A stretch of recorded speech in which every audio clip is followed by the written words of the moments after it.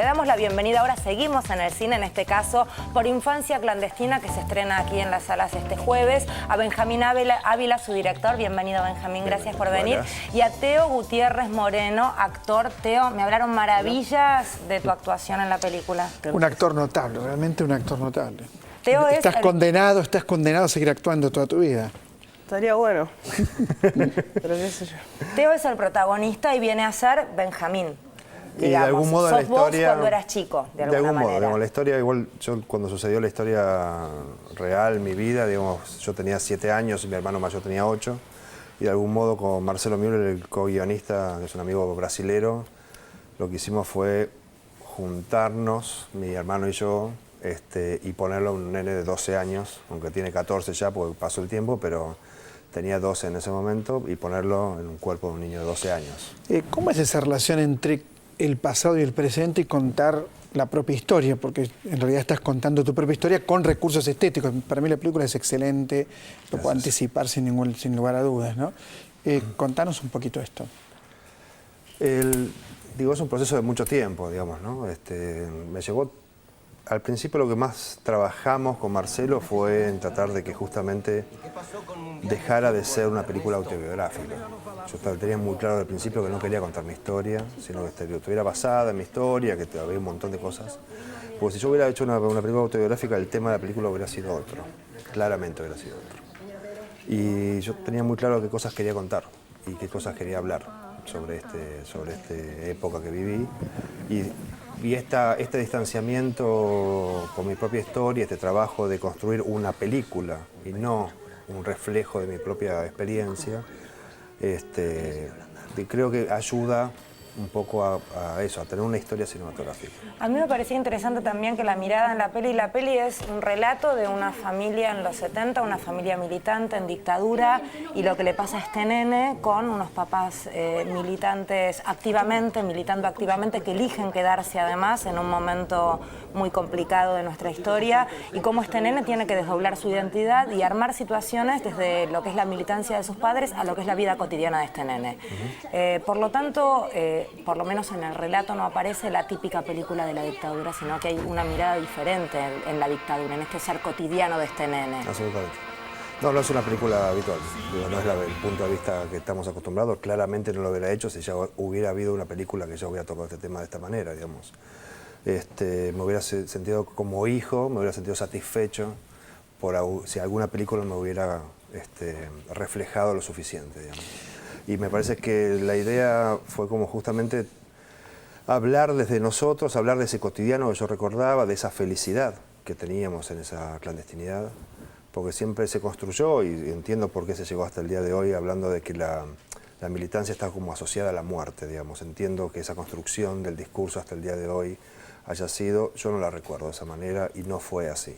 Y de algún modo lo que yo quería mostrar es que en realidad esa época estaba muy asociada a la vida, no a la muerte, porque en realidad tenía que ver con las creencias, con la fe, nadie de los que estaban militando y creía en ese momento buscaba la muerte. Era todo lo contrario, buscaban la vida, buscaban estar.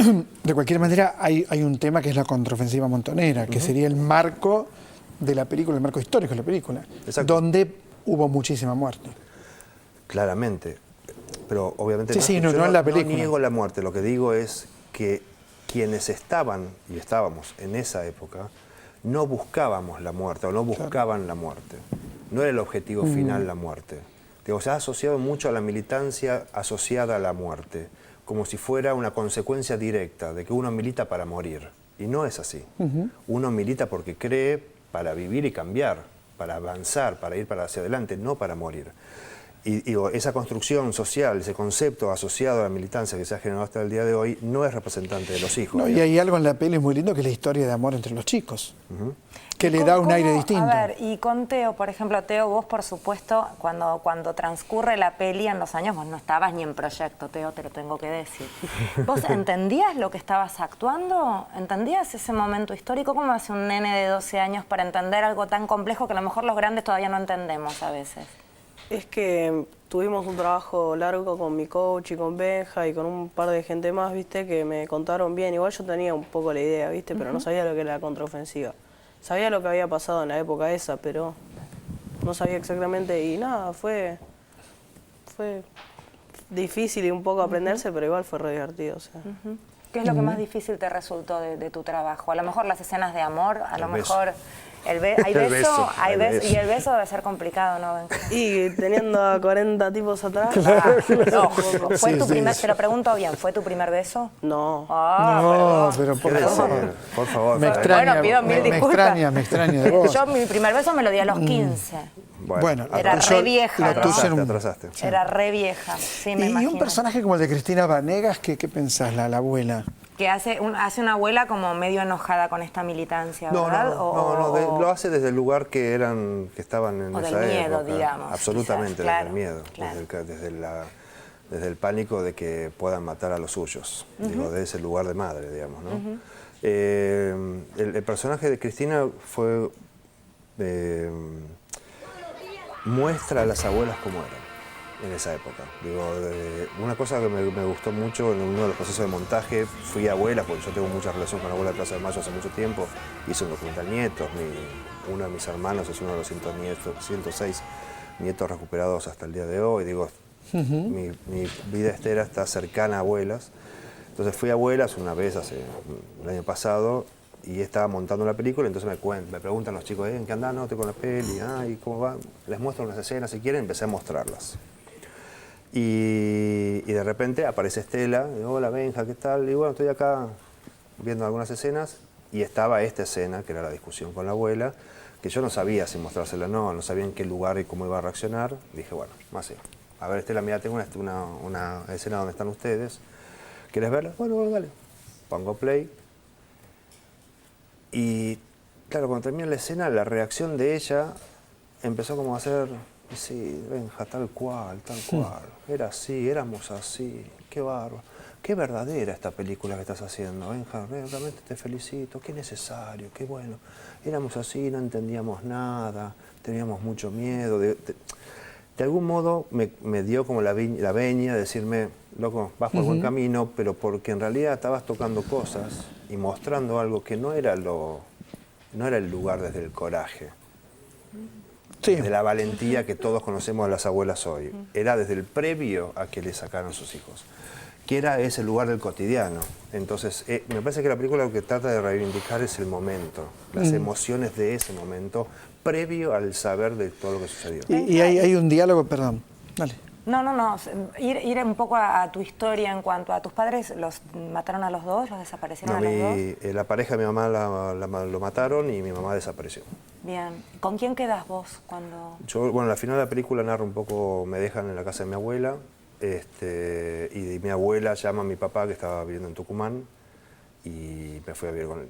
¿Y cómo pudiste relatar algunos pasajes de la película tienen que haber sido inevitablemente dolorosos y desgarradores? A mí, yo cuando leía, yo no la vi la película, pero cuando leía el relato, me resulta complicado el entender cómo pudiste hacerlo. Quizás por mi experiencia también personal, hay tramos de mi historia que a mí contarlos hoy, a mis 43 años, me resultan inevitablemente dolorosos y desgarradores. ¿Cómo pudiste hacerlo, transformarlo en un hecho creativo?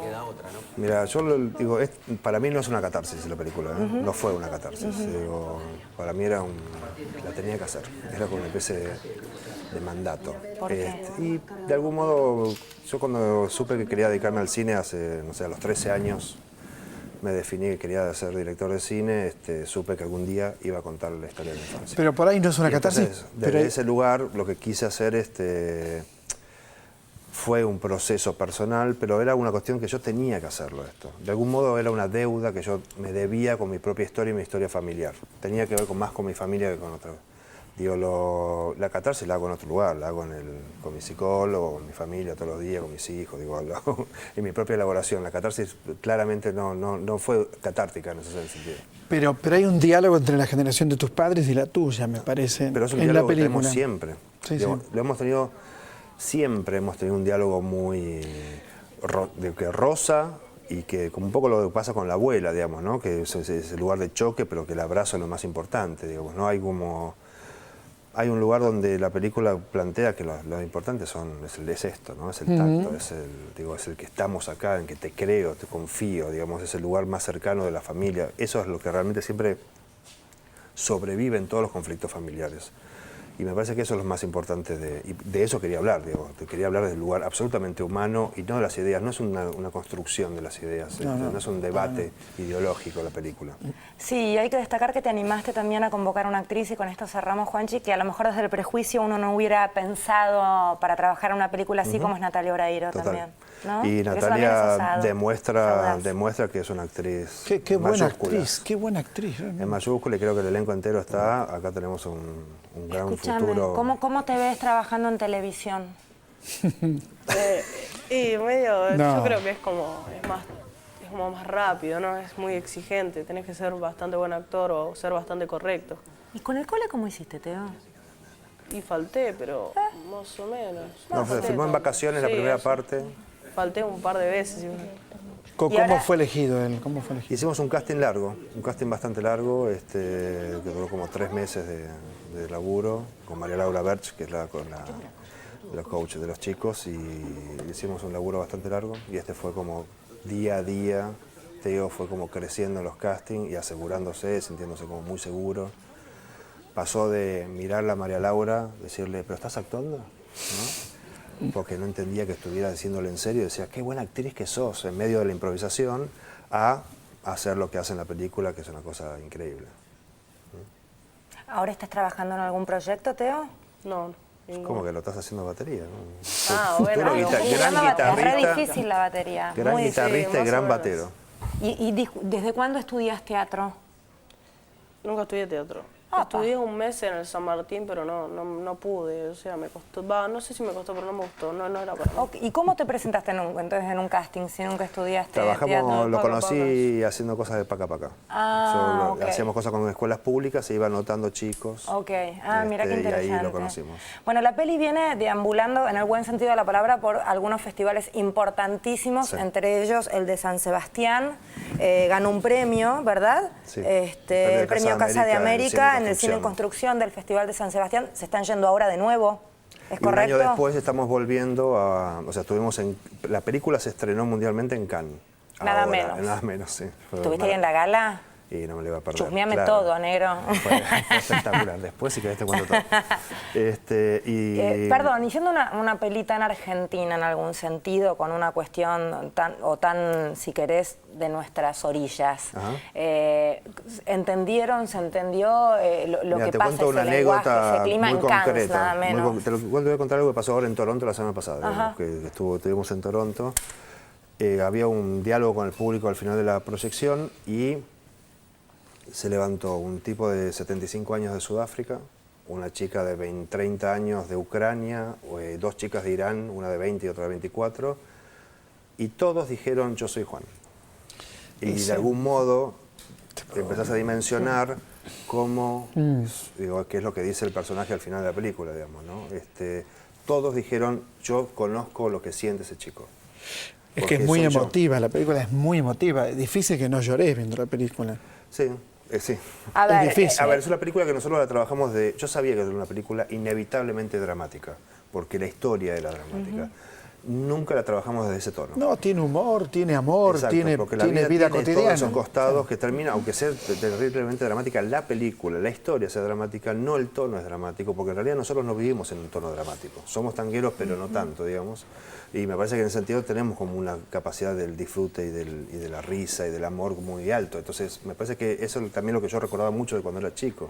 Benjamín, y a ver, para que la gente entienda, el relato está centrado en Juan, que venís a ser vos cuando eras chico, si se Sí. quiere, y en cómo este nene, que es Juan, tiene que armar dos realidades. O sea, en el colegio se llama de una manera y en casa se llama de otra. Exacto. En el colegio tiene una historia y una vida familiar y en casa tiene la verdadera, si es por así La suya, decirle. sí, sí. Es un nene que tiene absolutamente claro que tiene que tener un discurso para el afuera y él que no es el mismo que se tiene en casa. ¿Por qué? Porque si él cuenta la verdad de lo que pasa en casa, pone en peligro a toda la familia, ¿verdad? Es Exacto. esto, sería Sí, esto. sí, eso es lo que es la clandestinidad, digamos. Pero para nosotros, los chicos que vivimos esa etapa, era absolutamente normal. No era algo traumático o complejo.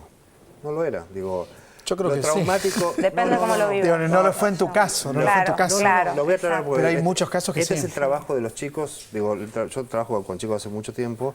Lo traumático comienza en la adolescencia. no comienza en la niñez. La niñez, los chicos, y lo digo yo porque me acuerdo de esa época, pero porque conozco de trabajar con chicos, la vida es como es la que están viviendo. No pueden pensar que existe otra. ¿Se entiende? Lo traumático está en el reflejo, en el cuando yo quiero comenzar a decirme quién quiero ser yo. Que es donde termina la película. La película termina en esa preadolescencia de Juan. En la adolescencia es cuando uno se empieza a cuestionar y donde uno empieza a rechazar y a traumarse mucho más entre lo que no consigue de quién quiere ser. Digo, el proceso. Por eso, cuando yo recuerdo ese momento, para mí era absolutamente normal. Lo traumático es la violencia.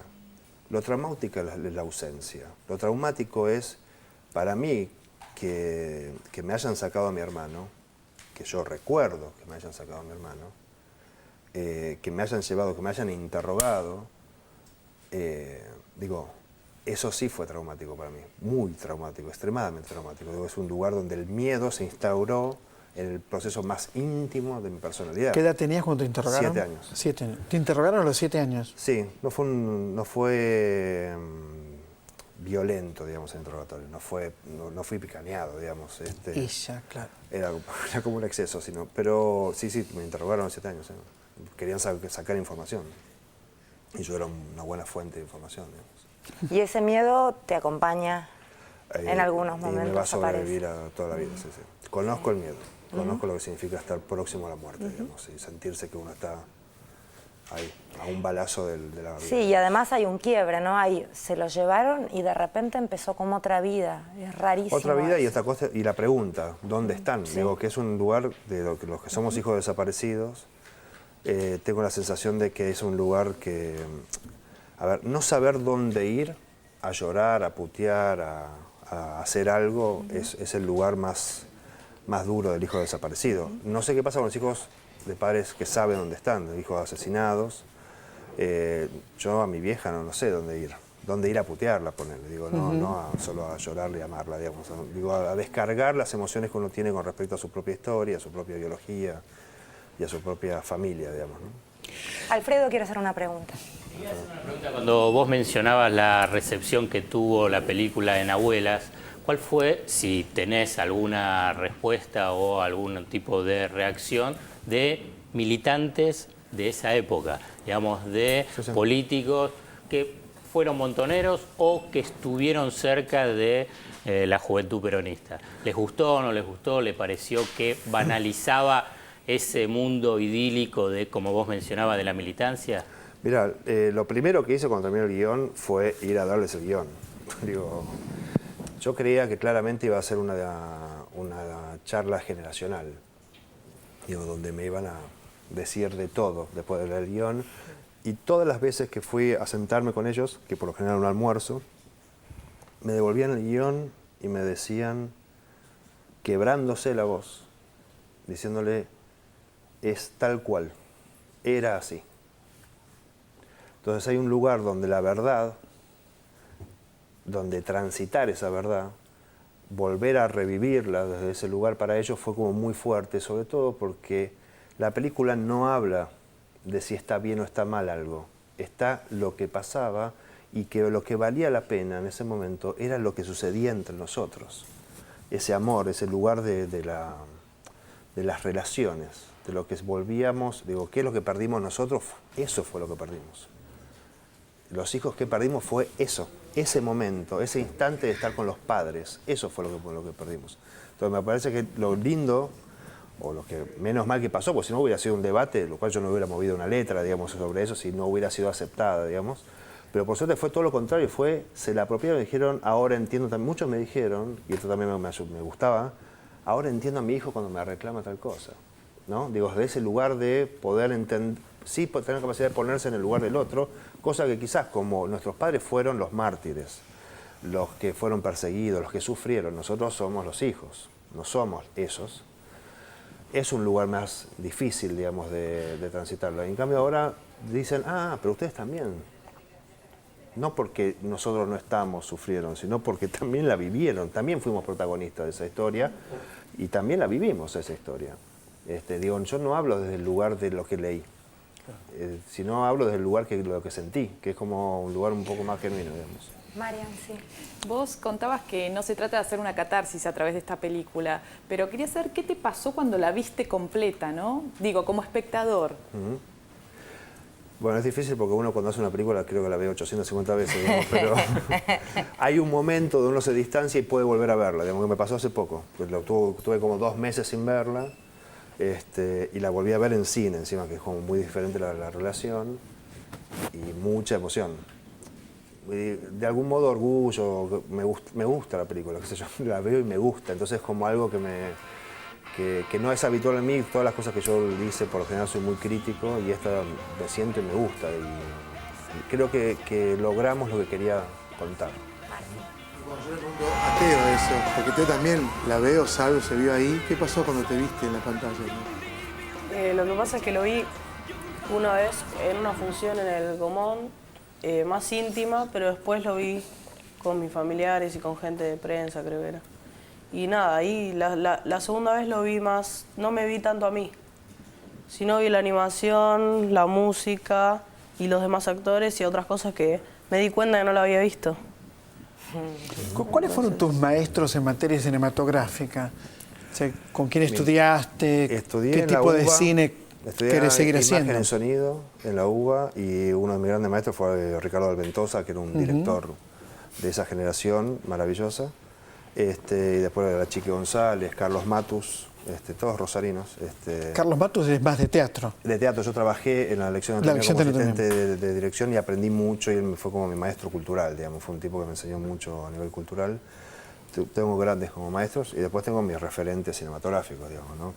Ken Loach por la parte de política, de cómo ve el cine político, Kieslowski, que es como... Que no siempre lo ve bien, ¿no, Ken Loach, el cine político? ¿Cómo? Que no siempre lo ve bien, digo, el cine político. Digo, pensaba en la canción de Carla, lugar, que me pareció un Pero pasa que cuando él filma bodrio, ¿no? su aldea... Es otra cosa. Cuando él filma lo que sucede en Inglaterra, ahí está ahí sí, ahí sí. Cuando viene a Latinoamérica hace como turismo latinoamericano en la pobreza, ¿no? Es sincero, pero es sincero creo que porque mira todo a través de los ojos de un inglés. Y nombraste a Kieslowski, yo leí creo que en la data a Kieslowski, que es un gran cineasta, el actor de Blue, Blanc, Kieslowski para mí es como mi gran referente. Yo hice un seminario con Kieslowski en el 95 cuando vino acá a Argentina y fue como ya amarlo profundamente y todo lo que he hecho de algún modo está referenciado a él, digamos, ¿no? Mucho de la película de la manera en que está filmada la película tiene que ver con él. Benjamín, te traigo de vuelta a infancia clandestina. Trabajaste con nietos, digamos, con la temática de alguna manera de los nietos. En si se quiere, están los hijos. ¿Sentís que estás cerrando el ciclo de alguna forma y que quizás puedas abrirte a otra temática o te interesa seguir laburando esta temática? Ahora ya no tengo compromisos, entonces lo que sí me interesan son las historias. Particularmente lo que estoy escribiendo ahora tiene que ver igual con esta temática, pero son 30 años de historia. Es una adaptación de una novela para una serie de televisión un poco más grande, de mucha producción. A 20 años luz, se llama Delsa Osorio. Delsa Osorio. Estoy trabajando con ella, estamos armando la estructura de la adaptación y estamos escribiendo juntos. Premio Planeta. Premio Planeta, bueno, y editada en más de 30 países, sí. Digo, es una novela increíble. Y después quiero hacer un documental, pero eso no lo voy a contar. Pero estoy con un documental para filmarse, creo que el año que viene. Bueno, bienvenido, muchas gracias por haber estado en el programa. Muchas gracias a ustedes. Gracias. Me encantó conocerte, Teo, sos muy lindo. Te lo digo bien, no pienses que vamos a tener algo, yo estoy comprometida, Teo. Te lo digo porque, ¿ok? Le dio la vergüenza. Le dio la vergüenza. Sí, sí. Infancia clandestina, este jueves, una película con una mirada diferente. Anímate, anda a verla, está bueno. Gracias. A ustedes.